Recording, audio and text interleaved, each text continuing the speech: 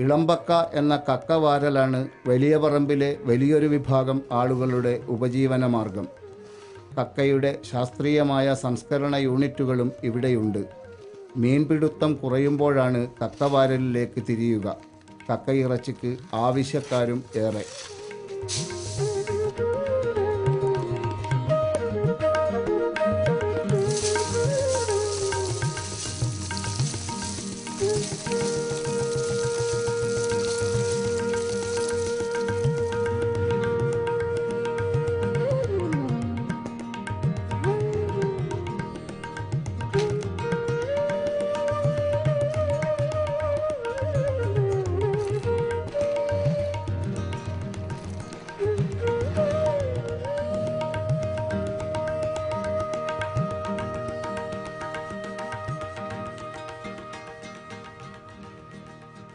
ഇവിടെ ഇപ്പോൾ ഏകദേശം സീസണാകുമ്പോൾ 10-60 പേരുണ്ടാവും.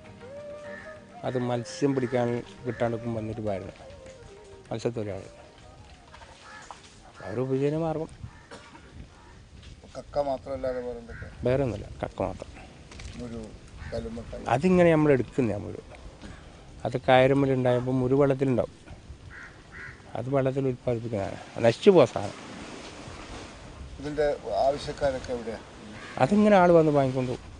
ഓരോരുത്തരും ആവശ്യക്കാർ വന്നിട്ട് വാങ്ങിക്കൊണ്ട് പോകും. ഹോട്ടലുകാർ, വീടുകളിൽ അങ്ങനെ ഓരോരുത്തർ വന്ന് വാങ്ങിക്കൊണ്ട് പോകും. ഒരു ദിവസം എത്ര ഏകദേശം അങ്ങനെ കണക്കായിട്ട് പറയാൻ പറ്റില്ല. മത്സ്യം കിട്ടാണ്ടിക്കും വരാൻ പോകും. മത്സ്യം ഉണ്ടാവും പോകില്ല. ഈ രംഗത്ത് എത്ര തൊഴിലാളികളുണ്ട്? ഏകദേശം ഒരു 10-60 തൊഴിലാളികളുണ്ട്.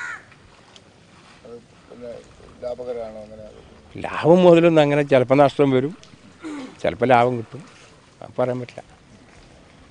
ഓരോ യൂണിറ്റ് ഇതുപോലെ ശാസ്ത്രീയമായിട്ട് സംസ്കരിക്കുന്ന യൂണിറ്റ് ഇതിന് പിന്നെ അതുപോലെ കുമ്മായം ഉണ്ടാക്കുക അങ്ങനെ ഉണ്ടോ? കുമ്മായം കേരളത്തിൽ ഉണ്ടാക്കാൻ കഴിയുന്നില്ല എന്ന് പറഞ്ഞാൽ ഒന്നെന്ന് വെച്ചാൽ ലൈസൻസ് കൊടുക്കുന്നില്ല.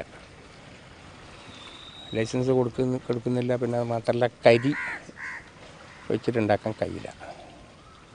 അപ്പോൾ ഇത് കർണാടകത്തിൽ പോയിട്ട് വെച്ചിട്ട് ചില കമ്പനികൾ ഉണ്ടാക്കുന്നുണ്ട്. ഇത് അന്യ സംസ്ഥാനത്തേക്ക് കയറ്റി പോകും. നമുക്കങ്ങനെ ഒന്നും ചെയ്യാൻ പറ്റില്ലേ? പറ്റുമോ? ഇതിന് ലൈസൻസ് തരണ്ടേ?